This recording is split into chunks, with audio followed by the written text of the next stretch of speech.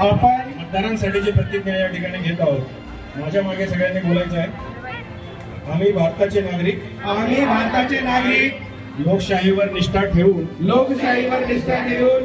याद्वारे प्रतिज्ञा करतो की आपल्या देशाच्या लोकशाही परंपरांचे जतन करू आणि मुक्त निपक्षपाती व शांततापूर्ण वातावरणातील निवडणुकांचे पावित्र्य राखू व प्रत्येक निवडणुकीत निर्भयपणे तसेच धर्म वंश जात समाज भाषा यांच्या विचारांच्या प्रभावाखाली न येता किंवा कोणत्याही प्रलोभनास बळी न पडता मतदान करू। धन्यवाद। जय हिंद।